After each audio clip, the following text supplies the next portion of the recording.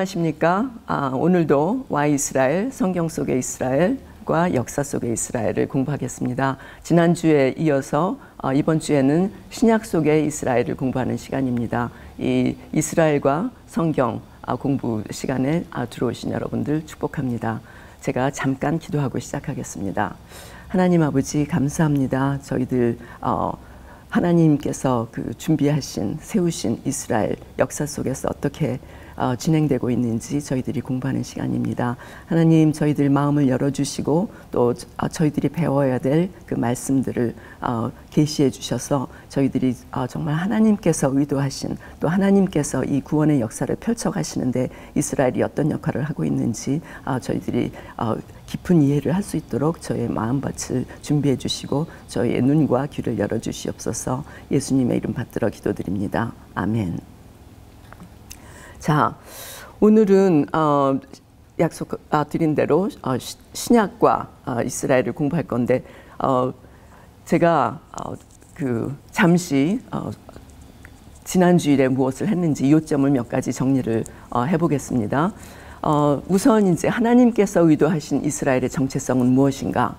그래서 그 창세기를 보면서 이스라엘은 만민을 복주시기 위해서 롤모델의 나라, 선교적 나라로 세워주셨다. 그런 말씀을 드렸습니다. 그래서 그것을 위해서 장자의 나라, 보배의 나라, 또 제사장의 나라, 거룩한 백성 이런 말씀들을 이제 하셨습니다. 창세기와 출애굽기에. 근데 이제 저희들이 보면 그 롤모델에 두 가지가 있는 것 같아요.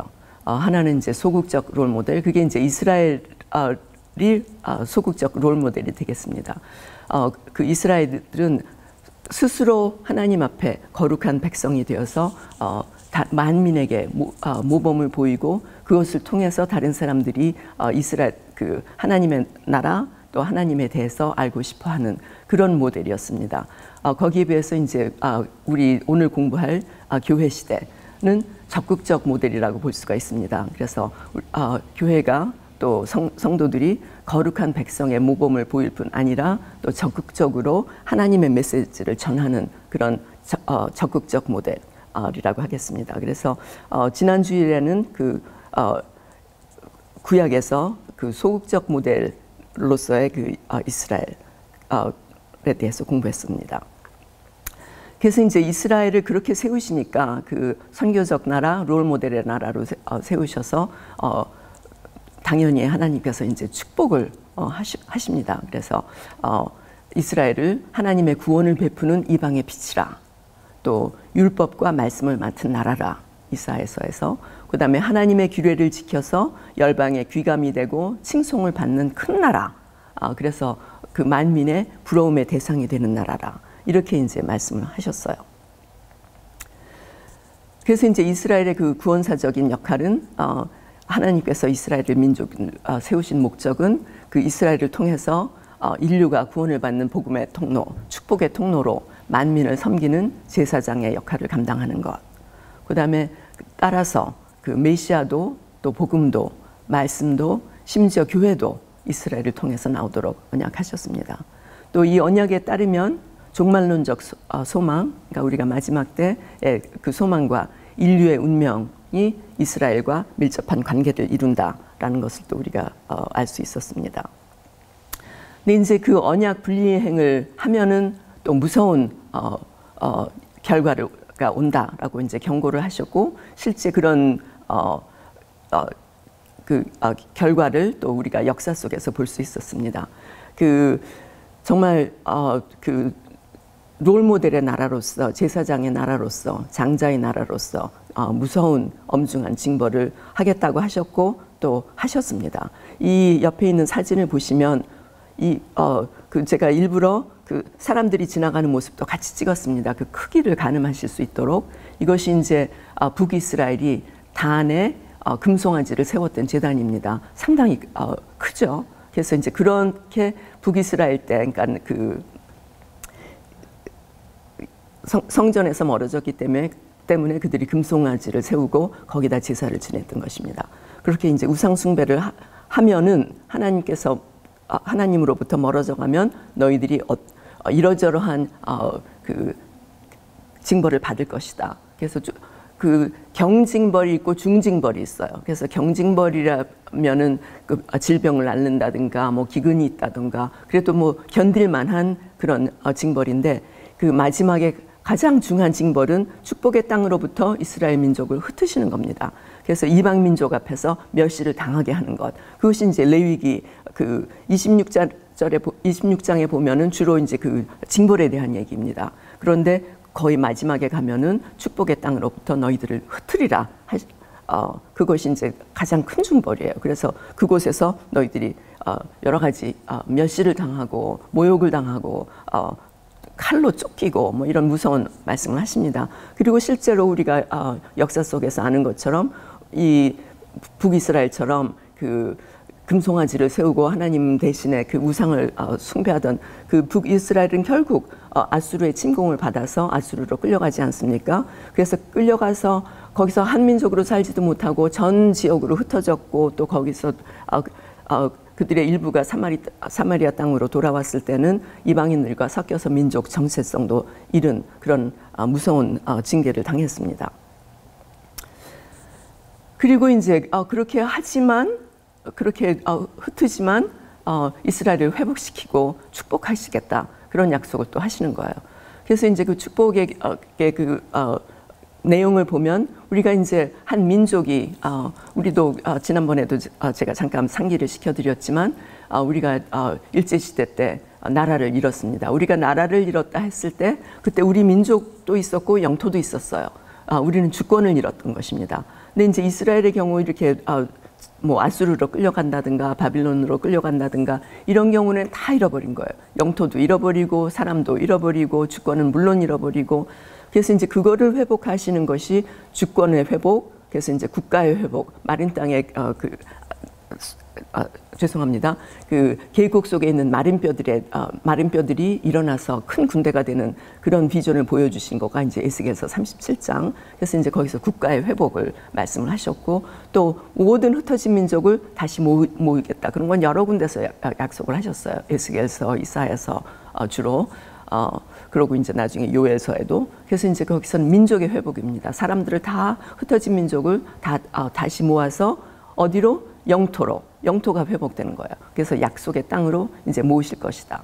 그렇게 이제 해서 구약 시대 우리가 아는 것처럼 크게만 해도 두 번이나 민족이 흩음을 당했습니다. 그래서 북이스라엘이 아수르로 끌려갔고, 그다음에 이제 남유다가 나머지 이제 남유다가 바벨론으로 끌려갔고, 그래서 그러나 이제 그들이 다시 다 돌아왔습니다. 그래서 이제 왜 그러냐 하면은 메시아가 그 민족에서 나와야 되기 때문에. 그래서 다 회복을 하셨는데 아직도 영광의 회복, 영적인 회복은 이루어지지 않고 있어요. 그래서 이제 그것이 아마 오늘 우리가 공부를 해야지 될 부분입니다. 그런데 약속은 하셨습니다. 세상의 빛의 역할을 회복하기로 이사야서에 곳곳에서 약속을 하셨고, 또 에스겔서에서도 영적인 회복을 하겠다라고 시키겠다라고 말씀을 하셔서 지난번에 우리가 봤지만 오늘 잠시 또 다시 한번 볼 기회가 있을 것입니다. 그래서 이제 이스라엘에 대한 신약 속에서의 약속과 예언은 무엇인가, 그리고 그것이 어떻게 이루어졌는가 하는 것을 이제 우리 공부를 하겠습니다. 그래서 이제 이스라엘 멸망에 대한 신약의 예언들이 있습니다. 아직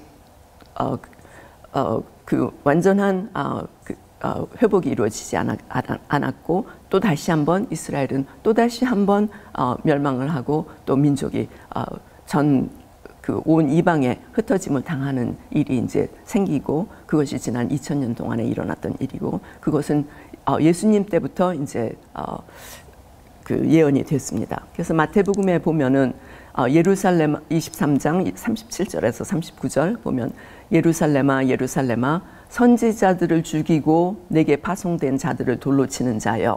여기서 이제 선지자들은 그 구약의 선지자들도 있겠지만 또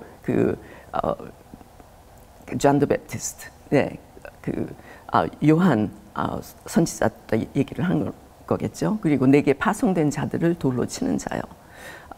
예수님도 이제 그렇게 돌아가셨습니다. 암탉이 그 새끼를 날개 아래 모음같이 내가 내 자녀를 모으려 한 일이 몇 번이냐. 그러나 너희가 원치 아니하였도다. 그러니까는 불신앙이죠. 보라 너희 집이 황폐하여 버림바 되리라. 내가 너희에게 이르노니 이제부터 너희는 찬송하리로다 주의 이름으로 오시는 이여. 그러니까 유대인들이 그렇게 말할 때까지 나를 보지 못하리라 하시니라.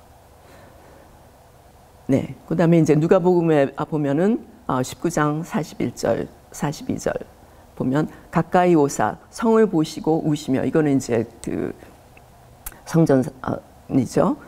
우시며 가라사대 너도 오늘날 평화에 관한 일을 알았다면 좋을 뻔하였거니와. 평화에 관한 일이 누굽니까? 그것이 예수님이 오셔서 하나님과 화평을 이루는 그 일을 알았다면 좋을 뻔하였거니와 지금 내 눈에 숨기웠도다. 네. 그래서 누가복음 이제 계속해서 보면은 그것이 이제 구체적으로 어떻게 일을 당하느냐. 너희가 예루살렘이 군대들에게 에워싸이는 것을 보거든 그 멸망이 가까운 줄을 알라.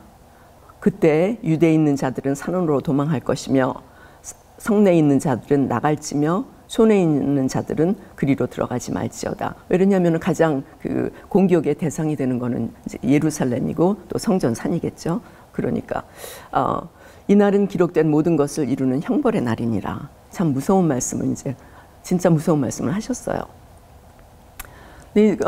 근데 이제 그 중에서 예수님의 말씀을 듣던 사람들 중에 산으로 도망가라는 말씀을 유념했던 사람들이 있었던 것 같습니다. 그래서 초대교인들이 요르단 산지로 피신을 해서 이제 난을 면했어요. 그래서 더욱더 또 유대인들한테 그 미움을 받았다는 그런 기록들도 있습니다. 근데 이게 사실은 최근에 2010년에 발견된 그 나무로 된 아연판에 새겨진 책입니다.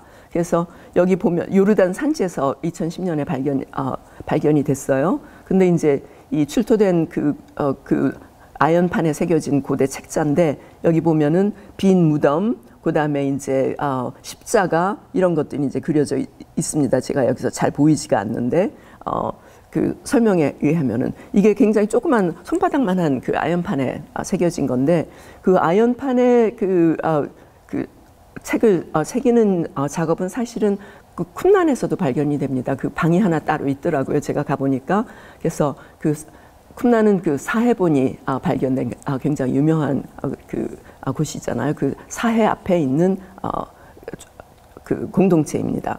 그래서 이제 거기서도 그 아연판에 그 성경을 새긴 그런 흔적이 남아 있는데 아마 그들 중에 누군가가 아마 예수님의 말씀을 듣고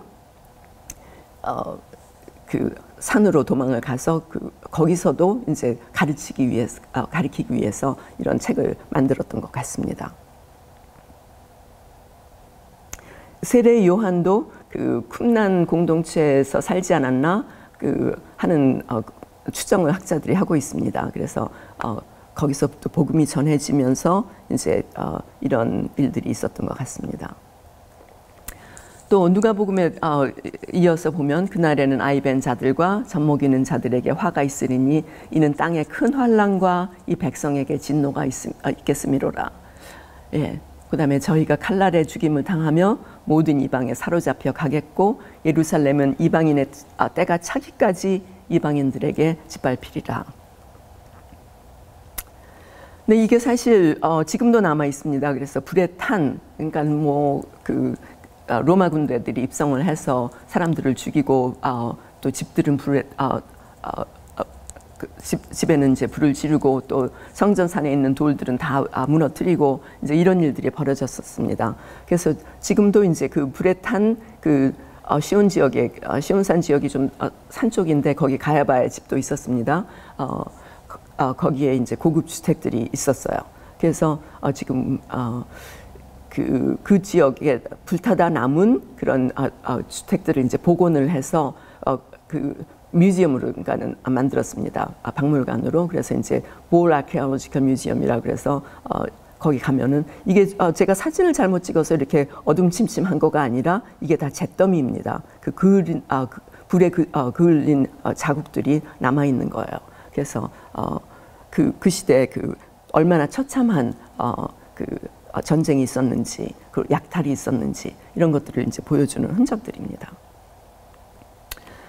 누가복음에 또 보면 날이 이를지라 내 원수들이 토성을 쌓고 너를 둘러 사면으로 가두고 또 너와 및 그 가운데 있는 제 자식들을 땅에 메어치며 돌 하나도 돌 위에 남기지 아니하리니 이는 권고받는 나를 내가 알지 못하였음을 인함이니라 하시니라.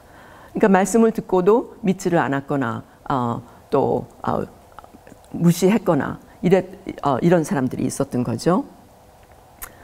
그래서 이제 여기 보시면은 이게 지금 로마에 지금도 남아 있습니다. 이게 티토 장군의 개선문인데 티토가 디도라고 이제 나오는데 그 장군이 그 군대를 이끌고 그 예루살렘을 함락시키고 그래서 이제 로마로 돌아갔을 때 그것을 기리는 그런 그 개선문을 세워서 지금도 남아 있습니다. 이건 제 사진입니다.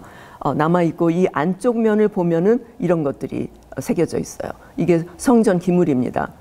촛대가 있고 또 뭐 부삽들이 있고 여기 보면 상을 또 들고 가는 그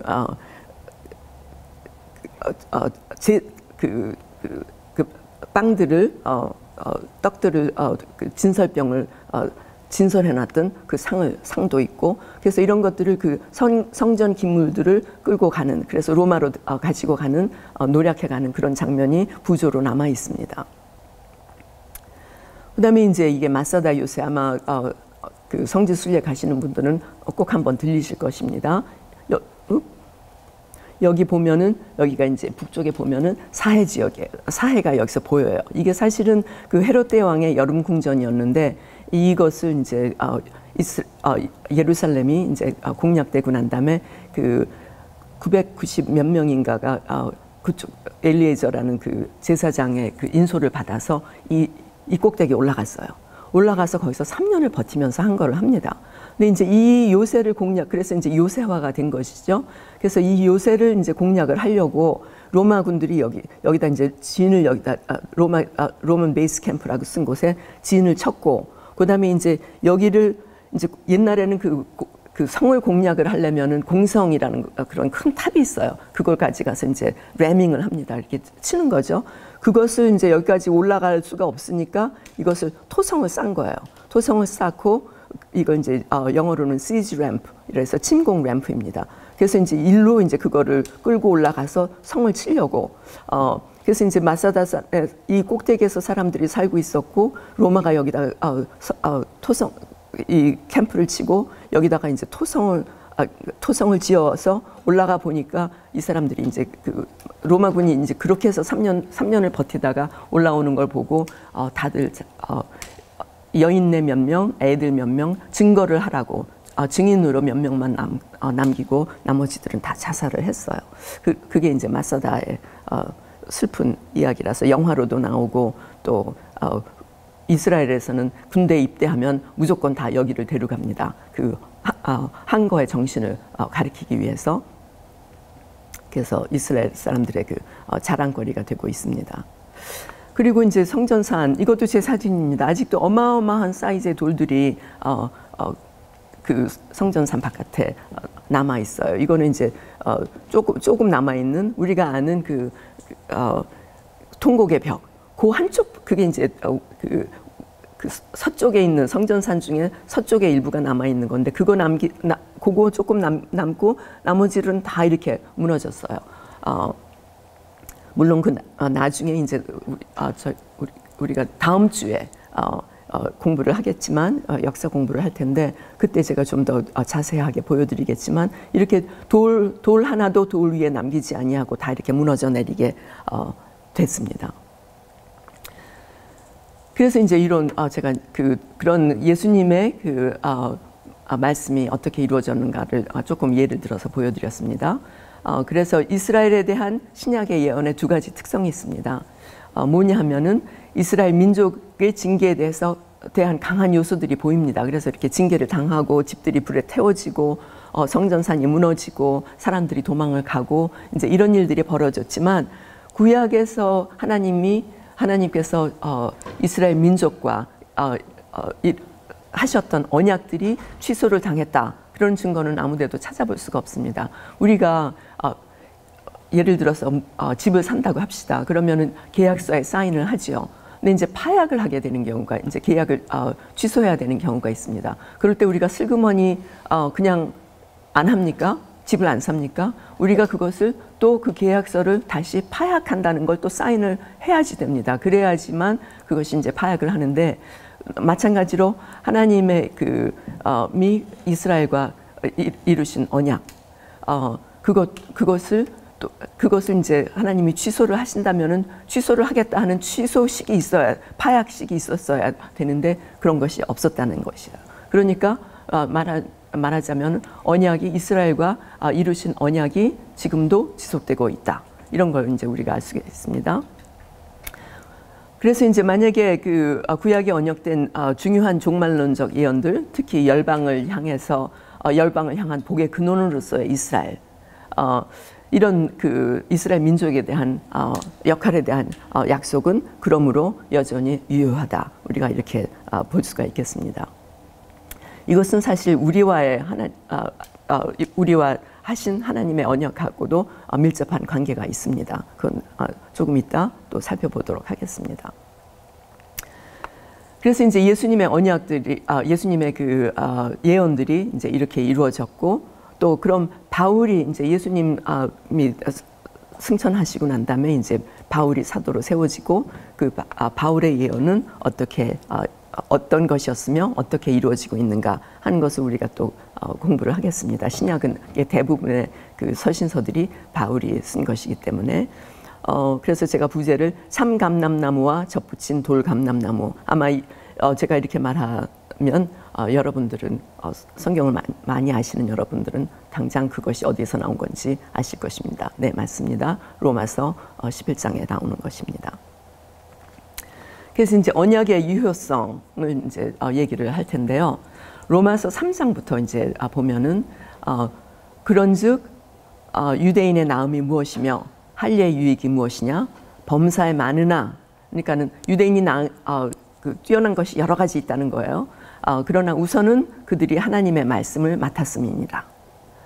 하나님의 말씀을 맡은 것이 뛰어난 것이고, 어떤 자들이 믿지 아니하였으면 어찌하리요? 말씀을 맡았지만 그걸 믿지 않았다는 거예요.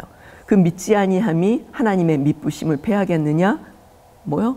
그럴 수 없느니라. 믿지 않는 사람들이 있다 한들 하나님께서 하나님이 하신 약속을 또 하나님의 신실하심을 패하시겠느냐? 하나님은 신실하신 분이니까 그럴 수 없다. 사람은 다 거짓되되 오직 하나님은 참되시다 할지어다.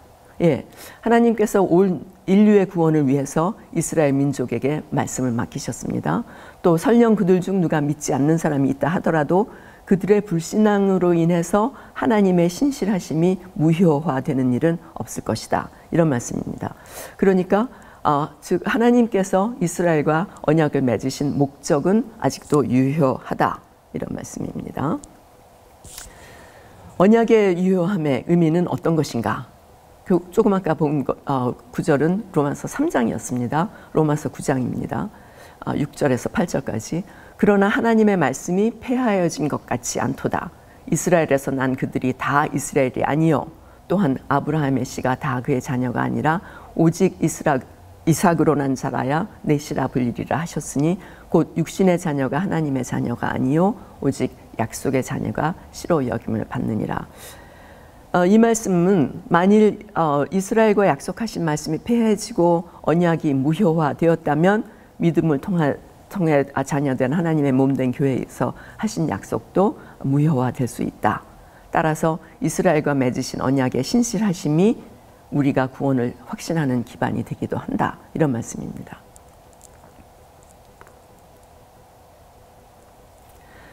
그래서 이제 언약의 유효함에 대해서 우리가 봤고요. 그리고 이스라엘과 맺으신 언약이 유효함에 따라서 우리와 맺으신 언약도 유효하다. 그런 말씀이었습니다. 제가 아까 계약서에 대해서 말씀드렸습니다.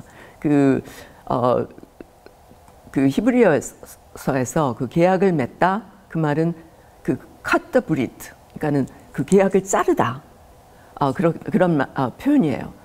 자르다는 뭐냐 하면은 옛날에 우리가 뭐 약속을 할 때 또 아니면은 급한 일로 전쟁으로 우리가 헤어질 때 무엇인가 써가지고 돌 조각, 사기 조각 뭐든지 있던 걸 해서 써서 이제 자릅니다. 그래서 나중에 다시 만났을 때 그것이 이제 다시 그 조각을 맞춰봐서 맞으면 이제 그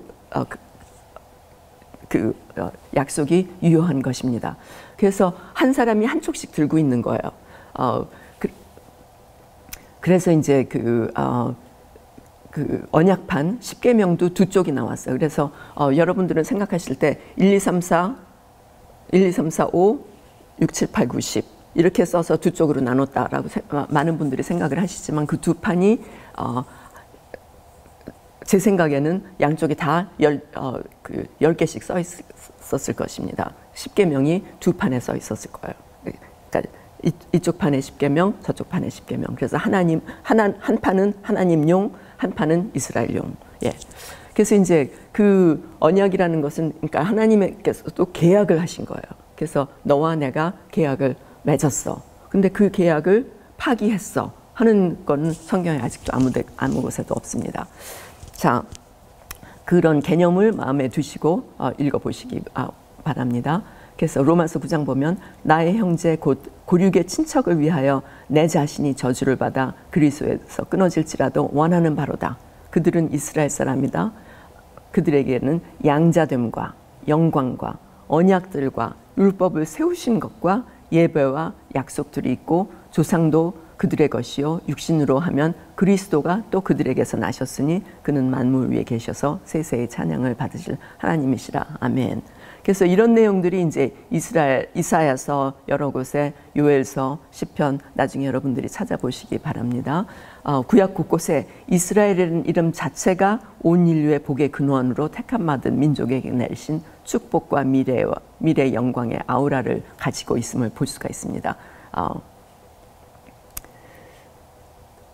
그 언약 특권의 의미는 무엇인가? 그래서 이제 오늘은 로마서를 좀 공부를 하겠습니다. 나의 형제 곧 고륙의 친척을 위하여 내 자신이 저주를 받아 그리스도에게서 끊어질지라도 원하는 바로다. 그들은 이스라엘 사람이라 그들에게는 양자됨과 영광과 언약들과 율법을 세우신 것과 예배의 약속들이 있고 조상들도 그들의 것이요 육신으로 하면 그리스도가 그들에게서 나셨으니 그는 만물 위에 계셔서 세세의 찬양을 받으실 하나님이시라. 예, 이것을 이제 하나하나 우리가 좀 따져보도록 하겠습니다. 이것이 이제 이스라엘에 대한 사도 바울의 입장입니다. 잘 아시다시피 물론 바울도 이스라엘 사람입니다. 유대인들입니다. 이제 사실 여러분들이 이스라엘에 대한 그 바울의 입장을 보시려면 로마서 9장부터 11장까지를 좀 꼼꼼히 살펴보실 것을 제가 권합니다. 그래서 오늘은 저도 이제 다는 못하지만 그 일부를 좀 중요한 것들을 여러분들과 같이 살펴보려고 합니다.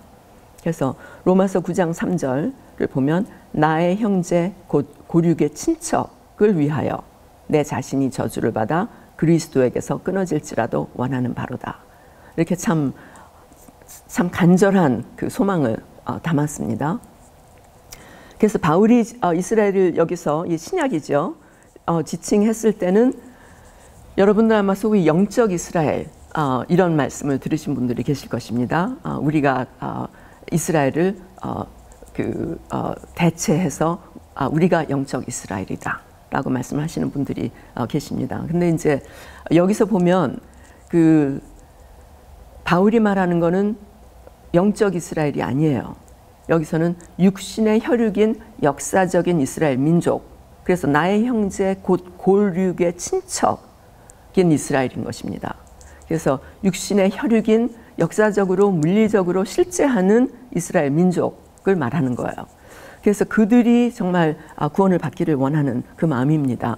그래서 그러면서 이제 그것을 좀 더 강조하기 위해서 이스라엘 민족을 통해서 그리스도가 성육신 하셨다라는 것을 이제 주지를 시킵니다. 조금 이따 보시면 알겠지만,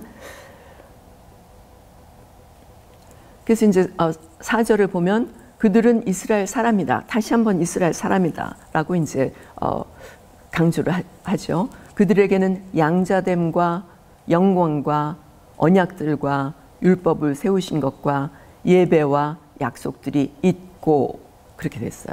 근데 이제 이거를 제가 있고에 왜 밑줄을 그었는가, 파란색으로 썼는가? 여기서 이제 이스라엘의 그 특권을 열거를 하죠, 바울이. 그래서 이스라엘 우리가 지난 주에도 봤지만 이스라엘 민족이 갖고 있는 이스라엘 민족의 정체성을 설명할 때 그들이 양자되고 장자라 하나님께서 부르셨으니까 양자됨과 영광과 언약들과 율법, 그다음에 예배와 뭐 이런 것들이 이제 그들의 정체성의 일부라는 거예요. 근데 이제 이것을 설명할 때 있고 하는 거가 그러니까 영어로 하면 비동사예요. 비동사라는 것은 I am, he is, she is 그걸 우리가 비동사라고 하지 않습니까? 무엇을 설명하는 거예요. 그것을 설명하는 건데 우리가 이제 동사의 현재 진행형이 있습니다. 근데 이것을 그러니까 로마서가 쓰여진 것은 이제 헬라어로 쓰여졌는데 헬라에서는 현재형은 어떤 의미냐 하면 현재 진행형의 뜻이 있어요. 그래서 이제 여기서는 있고라고 우리는 일종의 과거형인 것처럼 번역이 됐지만 그 헬라어는 에이신 그래서 현재형입니다. 그래서 여기서는 이 모든 것들이 동격이라는 거예요. 이런 것이 과거에 있었던 거가 아니라 현재 있다는 거예요. 현재 진행형으로 있다는 거예요. 그래서 이제 교회와 동격으로 이 모든 것이 실제 이스라엘 실제하는 이스라엘 민족 그들은 이스라엘 사람인데 그들에게 이러이러한 것들이 있다는 거예요.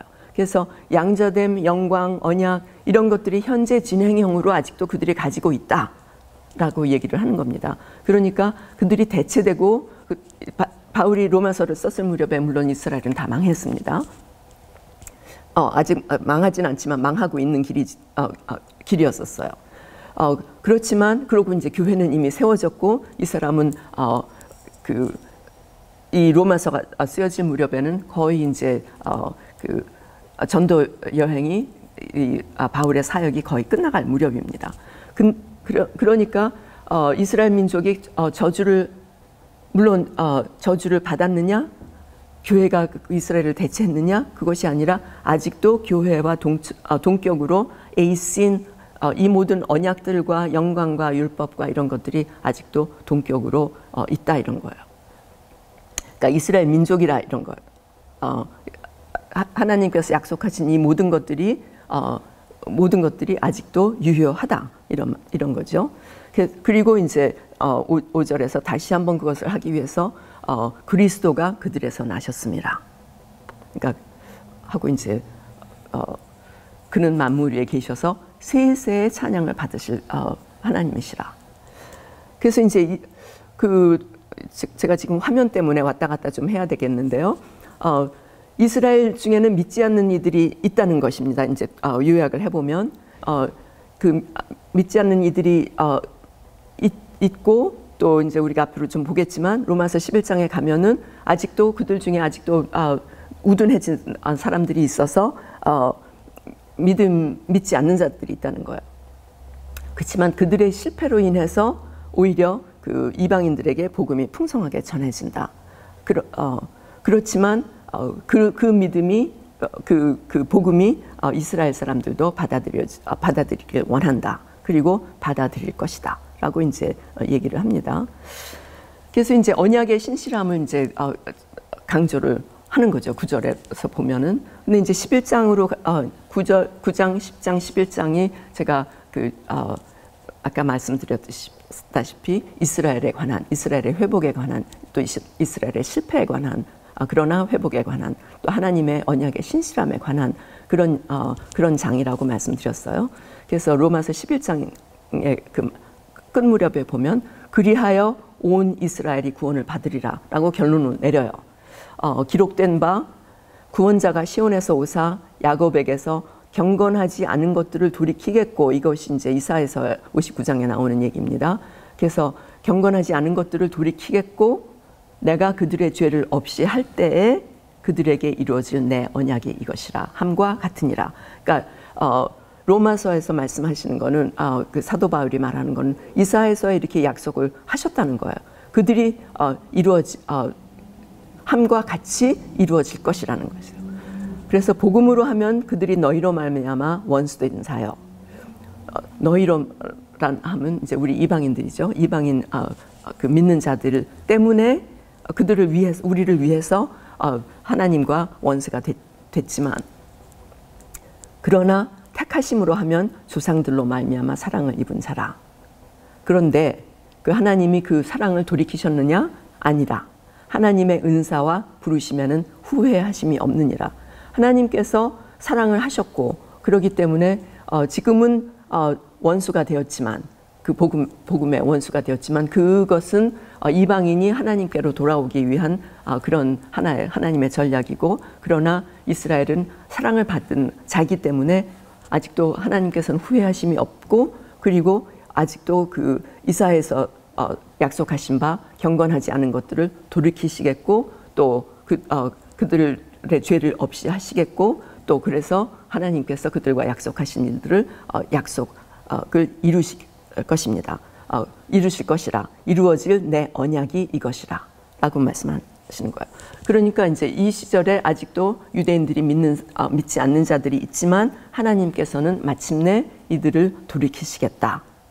왜 그러냐면 사랑을 하셨고 언약을 하셨기 때문에 하나님의 그 언약의 신실함 때문에 그들을 돌이키시겠다. 그런 말씀입니다. 그래서 이제 그 1세기 바울이 살고 있던 1세기는 이스라엘 민족이 아직도 하나님을 물론 거기서 교회가 생겼습니다. 그리고 거기서 사도들이 나왔고 그들로 인해서 그 이방 각 지역의 교회들이 생기게 됐어요. 그렇지만 이스라엘 전 민족이 온 민족이 이제 하나님께 예수님을 믿는 건 아니었어요. 그래서 이스라엘 민족의 불신앙에도 불구하고 결국에는 이스라엘을 민족적으로 구원을 하시겠다고 예언을 하신 것입니다. 온 이스라엘이 구원을 받으리라 그렇게 아주 못을 박으셨으니까요. 근데 이제 그 근거가 조금 아까 우리가 본 것처럼 하나님께서 이스라엘을 언약으로 부르셨기 때문에 그 언약의 신실하심 때문에 하나님의 신실하심 때문에 구원을 받는다는 거예요.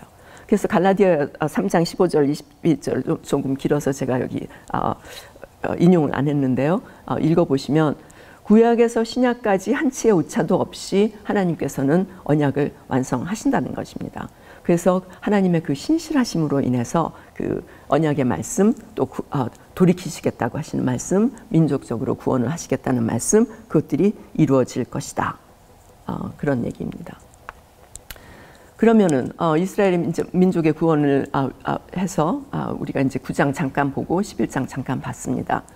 그래서 9장에서는 축복의 통로로의 이스라엘의 정체성 또 그들이 지속되는 특권 아직도 그들이 하나님을 예수님을 믿지 않은 자들이 있지만 그 특권은 아까 말씀드렸다시피 to be 동사 현재형 동사 에이신 아직도 특권을 가지고 있다. 현재형으로 가지고 있다. 그런 얘기예요. 하나님께서 그 언약을 파기하지 않으셨다. 로마서 10장 보면은 율법으로 의에 이르는 것이 아니고 믿음으로 의에 이르는 원리를 잘 설명을 하고 있어요. 이거는 이제 이스라엘이라 들으라 그런 말씀이시겠죠. 그다음에 이제 또한 우리도 마찬가지로 그래서 이게 민족이 문제가 되는 것이 아니라 믿음으로 의에 이른다. 이런 말씀을 이제 강조를 하시기 위해서 하는 거겠죠. 그다음에 이제 로마서 11장에 보면은 이스라엘이 이제 구원을 받을 거고 또 이방인 구원과의 그 역학적인 관계를 이제 설명을 하고 계시죠. 그래서 결론적으로는 그런 역학적인 관계가 있지만 결국에는 이스라엘도 민족적으로 구원을 하신다. 이런 말씀이에요. 그래서 이제 1절에서 6절을 보면은 창세기 12장부터 지속되는 이스라엘의 신학적인 의미. 그래서 하나님께서 이스라엘 버리지 이 11장 얘기입니다. 하나님께서 이스라엘을 버리지 않으시겠다. 또 7절에서 10절 보면은 1세기 이스라엘 인들 중에 남은 자를 제외한 그러니까 남은 자 우리가 항상 구약에서 보면 하나님을 따르는 자를 남은 자 그러니까 그 다수가 하나님을 저버리고 남은 자, 신실한 자들이 있는 거예요. 그래서 여기서도 그 남은 자들을 제외한 다수는 불신앙이다. 11절에서 15절 보면 그러나 이들의 실족은 일시적인 것이다. 일시적이라면은 마침내는 실족을 안 하고 돌아온다. 이런 뜻이 있겠죠. 그다음에 이제 16절에서 24절에는 떡반죽과 감람나무의 비유를 얘기를 하세요. 근데 떡반죽 아마 설교 시간에 감람나무 비유는 아마 많이 들으셨을 거예요. 근데 떡반죽 얘기는 많이들 설교를 안 하시는 것 같아요. 그렇지만 아무튼 그 얘기를 잠깐 하겠습니다. 그래서 이방인의 구원과 이제 이스라엘의 구원을 이제 비유를 하시면서 떡반죽과 이제 감람나무를 얘기를 하시고 이제 마지막 25절에서 36절까지는 이스라엘의 민족적인 구원에 대한 얘기를 하십니다. 그래서 우리가 조금 자세히 읽어보면 11절 그러므로 내가 말하노니 그들이 넘어지기까지 실족하였느냐? 그럴 수 없느니라. 그들이 넘어짐으로 구원이 이방인에게 이르러 이스라엘로 시기 나게 함이니라. 여기서 이제 우리가 지난 주일에 들으신 분들은 아시겠지만 제가 하나님의 전략은 질투는 나의 힘이라는 전략이다. 그렇게 말씀드린 적이 기억하실 것입니다. 그 뭐냐면은 이제 아까 제가 또 소극적인 롤 모델이다 이런 말씀도 드렸는데 이들이 하나님과 친밀한 관계를 이루고 서로 사랑하고 하나님 사랑하고 그래서 하나님의 그 비전이 이 땅에 이루어진다면 그걸 보고 다른 사람들이 참 대단한 나라다. 우리도 저렇게 되고 싶어. 그래서 그들이 이스라엘이 믿는 하나님을 자기네들도 믿고 싶어 할 것이다. 그런 의미에서 시기 나게 합니다. 이제 그 전략을 하나님께서 쓰셨다는 거예요. 구약에서. 그래서 이제 바울도 이제 그 전략을 배웠습니다. 그래서 이스라엘로 시기나게 구원이 이제 이방인한테 이르러서 이방인들이 하나님과 화평하게 되면 그걸 보고 그 믿지 않는 이스라엘 사람들도 이제 시기가 나서 예수님을 알고 싶어 할 것이다. 그게 이제 전략인 거예요. 그게 이제 그다음에 이제 12절은 그들의 넘어짐이 세상의 풍성함이 되며 그들의 실패가 이방인의 풍성함이 되거든. 그러니까 그 유대인이 믿지 않았기 때문에 믿지 않는 걸 보고 이제 바울 같은 사람은 이방인한테로 이방인 교회를 세우게 되죠. 갈라디아서에 봐도 그렇고 이제 우리가 바울로부터 이제 그 1차, 2차, 3차 전도 여행이 되면서 이제 유럽으로 또 그 아나톨리아 지금의 터키죠. 그 지역으로 이제 교회가 생김을 봅니다. 그래서 이제 그들이 넘어짐으로써 세상의 풍성함이 되고 그들의 실패가 이방인의 풍성함이 되거든. 그러나 하물며 그들의 충만함이리요. 그들이 충만하면 얼마나 더 세상이 풍성하고 얼마나 더 이방인의 그 복음이 풍성해지겠느냐. 이제 이런 참 아름다운 상상을 하는 거죠. 13절 내가 이방인인 너희에게 말하노라. 지금 이게 로마서니까요. 내가 이방인의 사도인 만큼 내 직분을 영광스럽게 여기노니 물론 그렇죠. 14절 이는 혹 내 고륙을 아무쪼록 시기하게 하여 내가 이방인인 유대인인 내가 너희들한테 이렇게 복음을 전하고 교회가 이렇게 풍성하게 되는 것을 보면 나의 고륙이 야 쟤는 유대인 아니야? 근데 저렇게 되네. 그 나의 고륙이 아무쪼록 시기하게 하여 그들 중에서 얼마를 구원하게 하려 함이라. 참 얼마나 간절한 소원입니까?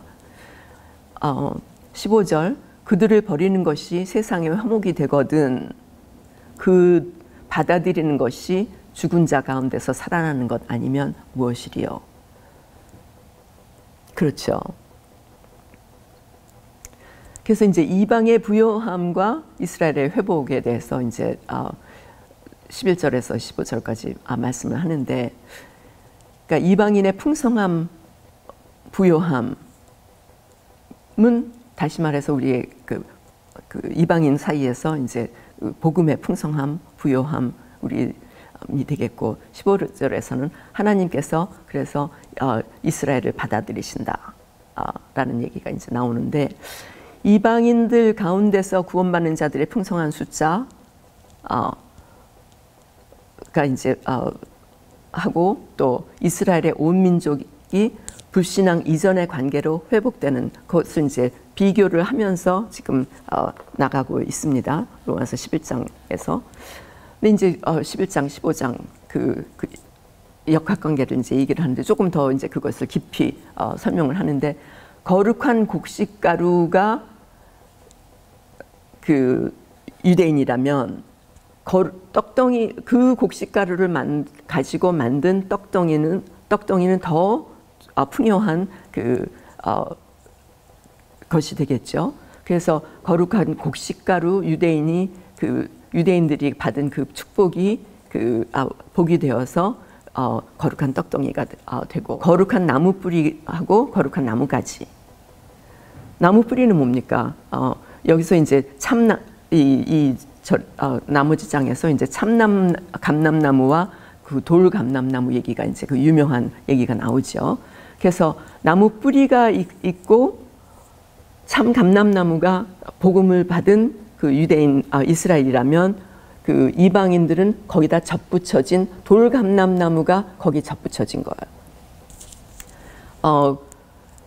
그리고 이제 그것을 하기 위해서, 그 접을 붙이기 위해서, 요새 아마 여러분들 대개 혹시 과일나무 있으신지 모르겠어요. 저희 집에는 이제 사과나무가 한 그루가 있는데, 이것이 이제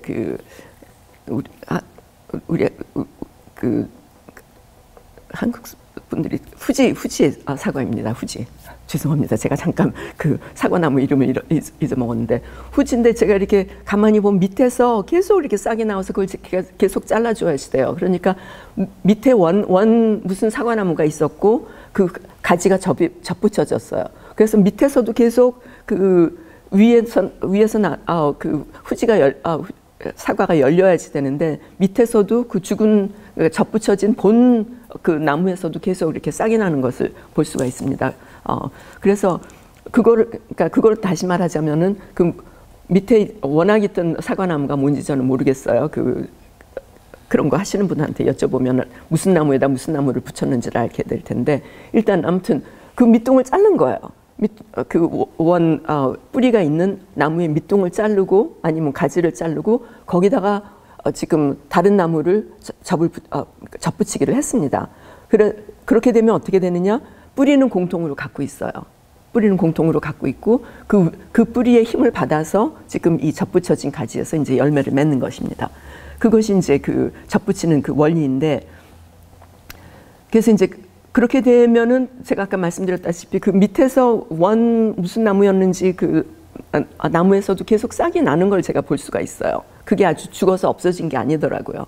그래서 이제 그 꺾이운 가지가 회복이 된다는 그런 약속이에요.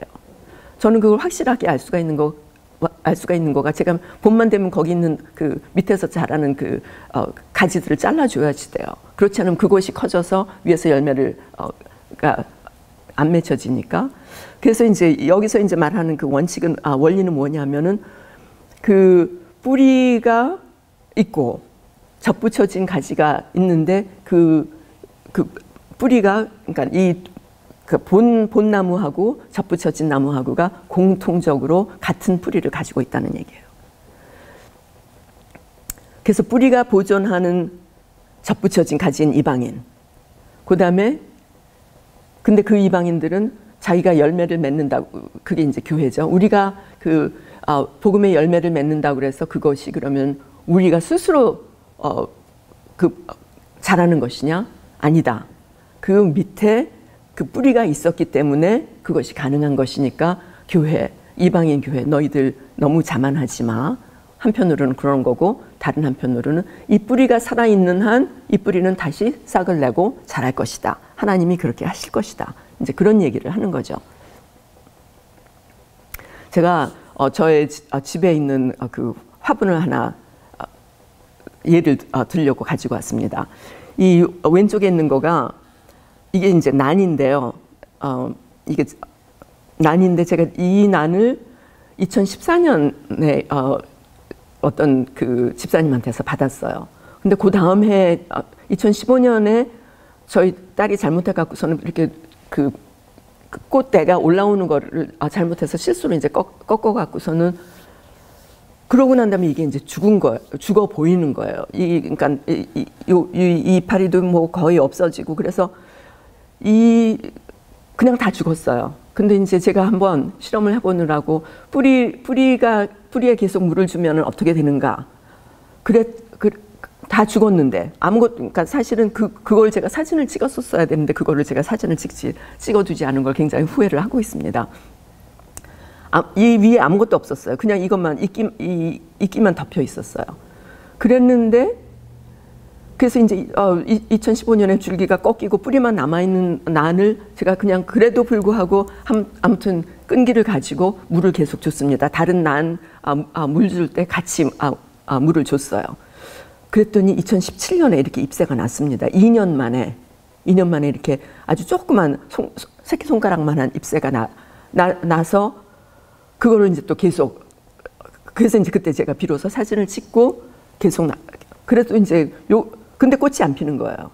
근데도 계속 제가 물을 주고 돌봤더니 2019년 만에 5년 만에 드디어 꽃을 피워서 이렇게 아름답게 꽃이 피었습니다. 그래서 제가 이제 그 뿌리가 살아 있을 때 어떻게 되는가 하는 것을 제가 이제 실험적으로 해본 거예요. 그랬는데 이렇게 아름답게 계속 지속적으로 물을 주니까 영양소를 공급을 하니까 마가복음에 보면 우리는 씨를 뿌리고 물을 주고 그것을 자라게 하는 일은 하나님이시다, 그런 말씀이 나와요. 그러면서 거기 나오는 동사가 오토마테라는 말이에요. 그러니까는 저절로 자라는 것처럼 보인다라는 말이 나오는데 진짜 이거는 저절로 자라는 것 같아요. 저는 아무것도 한 일이 없습니다. 물 준 것밖에. 그랬는데 이렇게 아름다운 꽃이 피는 것을 볼 수가 있었어요. 그러니까 같은 원리로 이제 하나님께서 돌이키시면은 그 이스라엘이 이제 살아난다, 그런 얘기죠. 그래서 11장 다시 한번 보면은 제사하는 처음 익은 곡식가루가 거룩한즉 떡덩이도 그러하고 뿌리가 거룩한즉 가지도 그러하니라. 네, 조금 아까 뿌리가 살아 있은즉 꽃이 피느니라 라고 제가 말씀드릴 수가 있겠죠. 그리고 17절 또한 가지 얼마가 꺾였는데 돌감나무인 내가 그들 중에 접붙임이 되어 참 감람나무 뿌리에 진액을 받아 함께 받는 자가 되었은즉 18절 그 가지들을 향하여 자랑하지 말라.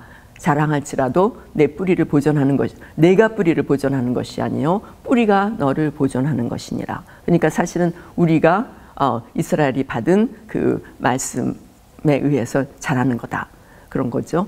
19절 그러면 내 말이 가지들이 꺾인 것은 나로 접붙임을 받게 하려 함이라 하리니 20절 옳도다.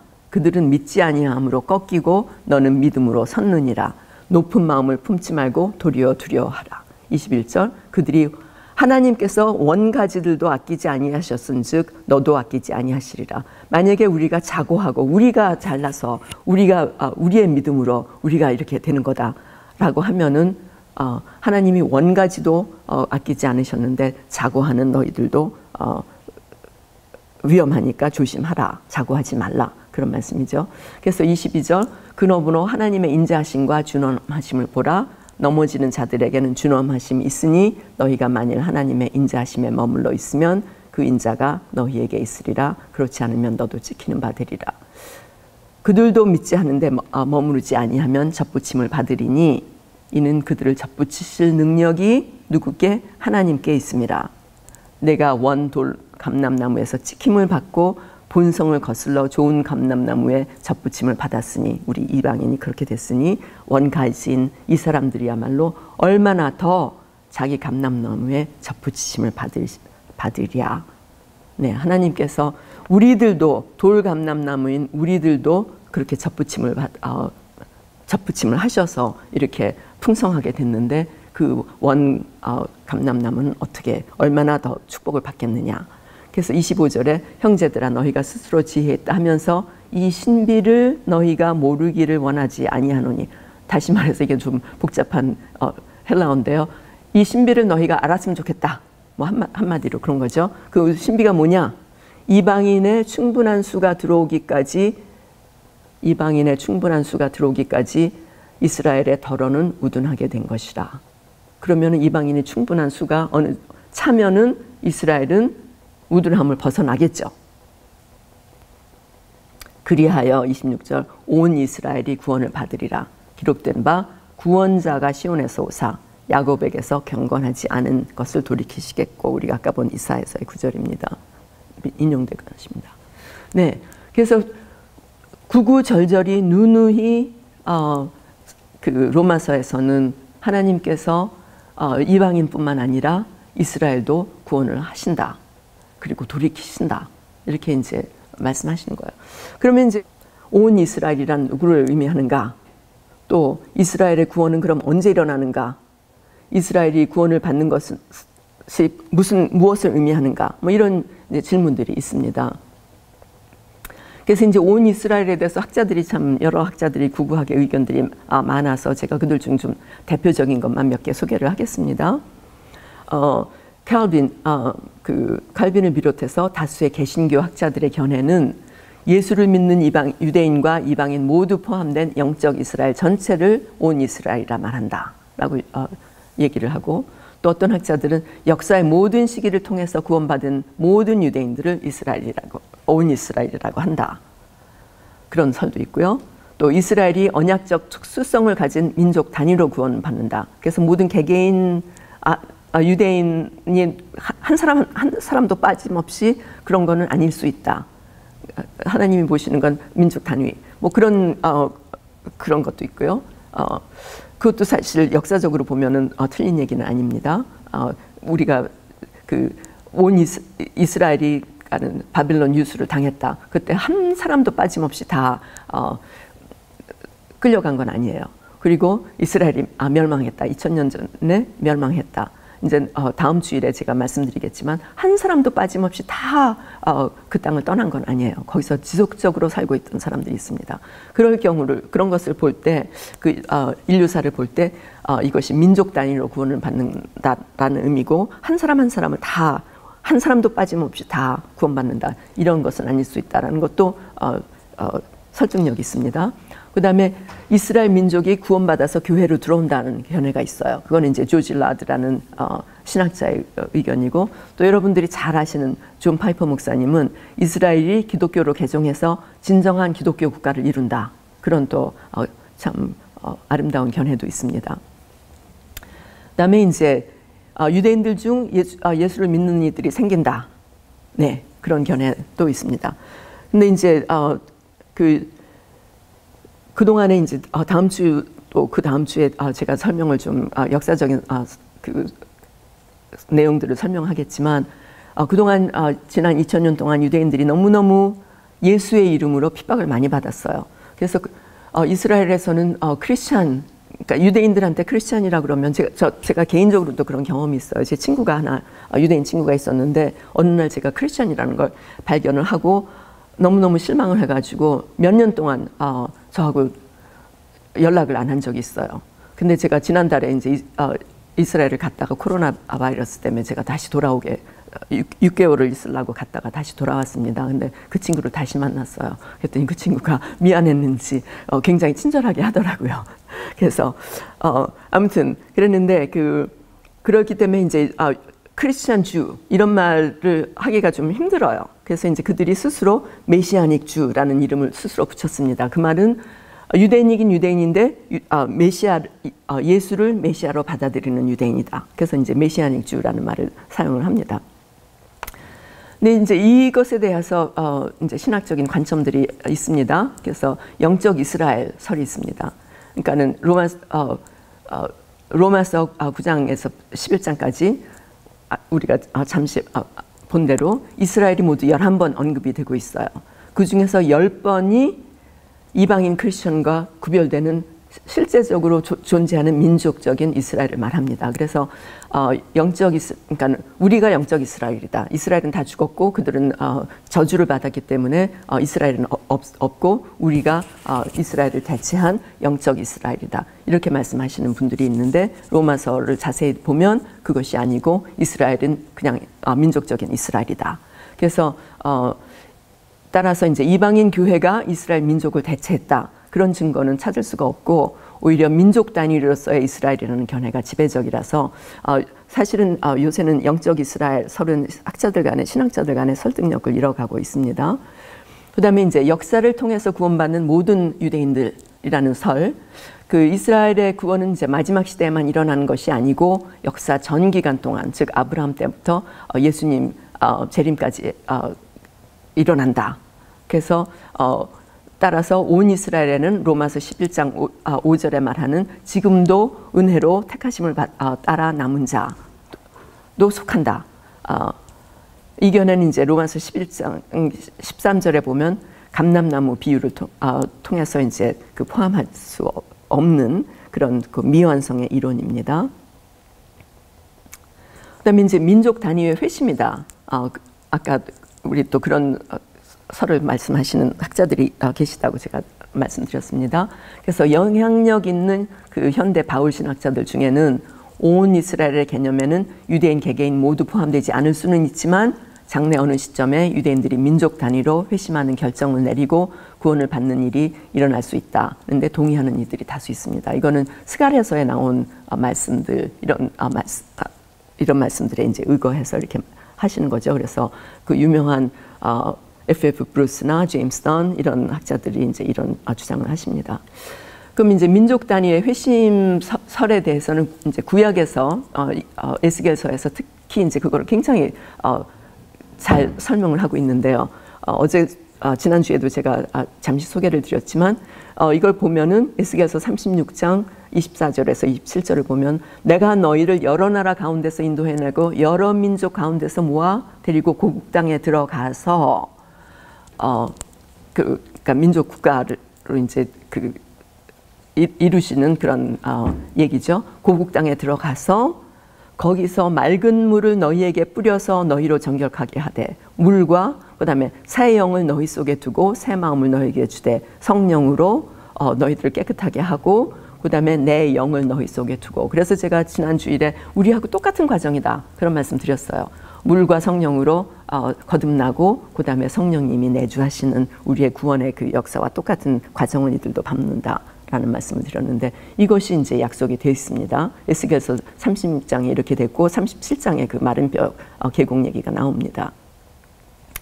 그래서 이제 아까 제가 민족적 회심에 대해서 스가랴서에서 인용된 거다라고 말씀드렸는데 바로 여기입니다. 12장 10절에 보면 내가 다윗의 집과 예루살렘 주민에게 은총과 간구하는 심령을 부어주리니 그들이 그 찌른 바 그를 바라보고 그를 위하여 애통하기를 독자를 위하여 애통하듯 하며 그를 위하여 통곡하기를 장자를 위하여 통곡하듯 하리로다. 그래서 어느 시점에 그들이 정말 민족적으로 자기네들이 그 예수를 믿지 않았다는 것에 대한 회개를 할 것이다.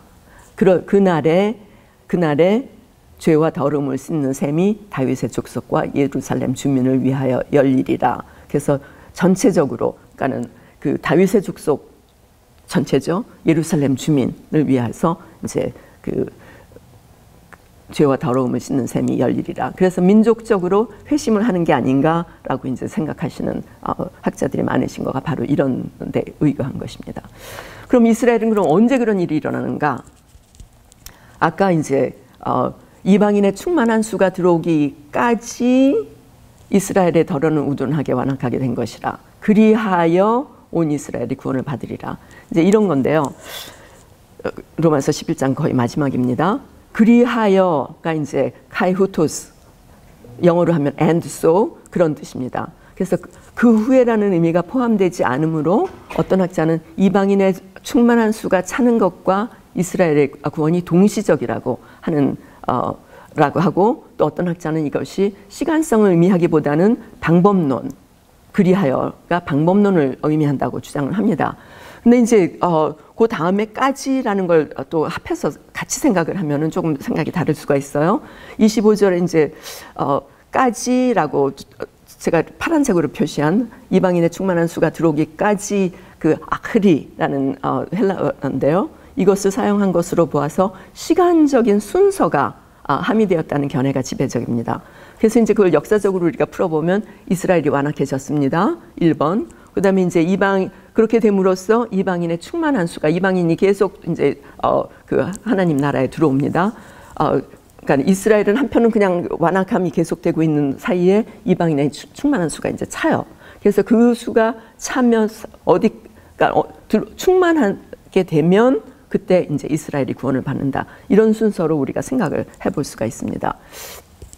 근데 이제 그게 어느까지냐? 마태복음에 보면은 그 무화과 나무의 비유를 배우라. 그렇게 해서 그 가지가 연하지고 잎사귀를 내면 여름이 가까운 줄 아나니 이와 같이 너희도 이 모든 일을 보거든 인자가 가까이 곧 문 앞에 이른 줄 알라. 근데 여름하고 무화과 이게 또 뭐지? 라고 이제 생각을 하게 되죠, 우리가. 근데 누가복음에 보면 또 여름 얘기가 나와요. 그래서 무화과 얘기가 또 나오고요. 그래서 이에 비유로 이르시되 무화과 나무와 모든 나무를 보라. 싹이 나면 너희가 보고 여름인 줄 자연이 아나니 이와 같이 너희가 이런 일이 일어나거든 하나님의 나라가 가까이 온 줄을 알아. 근데 또 아모스, 이거가 이제 예수님이 하신 말씀인데 아모스에 보면 또 하나님이 아모스한테 또 하시는 말씀이 아모스야 8장 2절에 내가 무엇을 보느냐 내가 이를 때 여름, 이게 이제 히브리어는 키츠라는 거예요. 여름 과일 한 광줄입니다. 뭔지 모르죠. 여름 과일 한 광줄이가. 근데 여호와께서 이르시되 내 백성이 이스라엘의 끝이 이르렀은즉 내가 다시는 그를 용서하지 않으리라. 그래서 여름과 끝이 한꺼번에 끝은 캐츠예요. 그러니까 키츠. 그러니까 여기서 그러니까 월드 플레이가 나오는 거죠. 캐츠에 이르렀은즉 내가 다시는 그를 용서하지 않으리라. 그래서 이제 우리가 잠깐 보면은요. 이스라엘의 새해는 욤키푸르라고 그래요. 그러니까 대속죄를 새해라고 합니다. 근데 이게 양력 9월 말 경이에요. 그래서 저희가 이제 저희 대학에서 학기 시작할 때 항상 욤키푸르 그 근처에 이제 그 가을 학기를 시작하는데요. 그래서 이제 그 욤키푸르가 새해이기 때문에, 그러니까 대속죄일이 이제 새해이기 때문에 그때부터 이제 죄를 사함을 받고 이제 그때부터 새해를 시작하는 거죠. 그래서 이스라엘적인 사고는 여름과 1년의 끝이 키츠, 여름과 1년의 끝 캐츠 하고가 말도 비슷할 뿐만 아니라 같은 계절이에요. 그리고 이제 우리가 알다시피 무화과는 이스라엘 민족을 상징합니다. 그래서 종료주일 날 종료주일 다음 날이죠. 그게 이제 우리가 부활절이니까 우리로는 그게 한 4월 달 아닙니까? 근데 그때 보시고선 열매 맺지 못한 무화과 나무를 저주하세요. 마태복음에도 그렇고 막 저희 집 앞에 무화과 나무가 있습니다. 이게 제가 작년에 찍은 건데 제가 일부러 찍었어요. 이런 강의를 준비하기 위해서. 6월절 한 달 후였습니다. 5월 10일이니까. 근데 그때서야 이제 열매가 이제 파란 열매가 생기기 시작을 하는 거예요. 근데 예수님이 이런 거 모르셨겠어요? 이스라엘을 사시는데. 근데 근데 이제 아직도 그 열매 맺지 못한 무화과 나무가 열매 맺지 못했는데 그건 당연히 열매 맺지 못할 계절인데 민족을 상징하셔서 그 저주를 하신 겁니다. 그래서 예수님께서는 이러한 유대적인 사고를 통해서 이스라엘 나라가 세워지면 예수님이 다시 오실 때가 가까웠음을 알라라고 얘기를 하신 거예요. 근데 그날과 그때는 아무도 모르고 하늘의 천사도 아들도 모르고 오직 아버지만 아시느니라. 그래서 이제 이런 거가 되면 우리는 때가 가까이 왔구나. 이스라엘이 회복이 되면 우리는 때가 가까이 왔구나 하는 건 알지만 정확하게 그게 어느 날 어느 시인지 몇 년인지 그거는 이제 아무도 모른다. 나도 모른다라고 하신 거예요. 그럼 이제 이스라엘이 이제 구원을 하면은 영적인 변화, 물질적인 축복, 또 정치적인 축복 하나님께서 직접 통치하시니까 이제 이런 것들이 일어나고 사실 이미 일어나고 있습니다. 여러분들이 아시다시피 이제 다다음 주일에 제가 이제 강의에서 할 내용들인데요. 이스라엘이 이제 회복이 돼서 그 땅에 민족이 회복이 돼서 나라가 세워진 게 1948년 5월 14일입니다. 우리하고 같은 해예요. 대한민국하고 1948년 8월 15일이죠, 우리는. 근데 이제 그 이후로 민족이 세워지고 이스라엘의 그 메시아닉 제가 메시아닉 유대인들이 예수님을 믿는 유대인들이라고 말씀드렸습니다. 그 사람들이 올해 나온 통계에 의하면 거의 4만 명이 되고 있어요. 그리고 교회는 400개 이상이 되고 있습니다. 그리고 이제 2017년 1월 달에 나온 통계입니다. 몇 년 됐죠. 근데 그때 그 통계를 보면은 그 미국 내의 유대인들, 한 570만 명쯤 되는데 그들 중 한 35%가 예수를 믿거나 교회에 대해서 열린 마음을 갖고 있다고 해요. 이게 이제 사진입니다. 예수 전도단이란 Jews for Jesus. 유대인들이에요. 노방에 가서 전도를 합니다. 뉴욕 같은 데 가서 길거리에서도 하고 이스라엘에서도 하고 뭐 유럽에 가서도 하고 하는 단체들인데 그런 단체들이 상당히 우리가 잘 모르실지 모르지만 벌써 큰 단체만 3개가 있어요. 언제 맨 처음에 생겼냐? 1894년에 생겼습니다. 19세기에 생겼어요. 그래서 Chosen People Ministries 그 헤드쿼터가 뉴욕에 있어요. 또 Messianic Jewish Alliance of America 1915년에 생겼어요. 굉장히 일찍 생긴 거예요. 그 다음에 이제 지금 여기 보이시는 Jews for Jesus는 1970년에 생겼는데 젊은이들 중심으로 굉장히 활발하게 전 세계적으로 아마 그 활동 상황은 아마 제일 활발하다고 볼 수가 있겠습니다. 그러고 있습니다. 그래서 이제 고린도 후서 이것도 역시 바울이 쓴 서신서인데 거기 구구절절이 우리가 이 같은 소망이 있으므로 담대히 말하노니 하면서 여기서 제가 시간이 많지 않아서 읽지는 않겠습니다만 이것을 찾아서 읽어보시면 이스라엘의 영적 회복을 위한 참 간절한 기도가 있음을 볼 수가 있습니다. 그럼 이스라엘이 구원을 받으면 이방인이 복을 받는가? 또 그렇게 얘기하시는 분들이 있어요. 이사야서 2장 2절에서 4절까지. 이것도 제가 지금 시간이 많지가 않은데요. 이 구절에 의하면 근거해서 이스라엘이 민족적으로 구원받으면 더 많은 이방인이 구원에 이른다 이런 주장을 하는 분들이 계세요. 근데 아까 이방인의 때가 차면 이스라엘이 구원을 받는다 그렇게 말씀을 하셨기 때문에 이것이 이제 조금 맞지 않는다 이렇게 얘기가 되죠. 그러나 이제 이방인의 때가 차고 나면 이스라엘이 민족적으로 회심하고 그러면 더욱 큰 복이 흐를 것이다.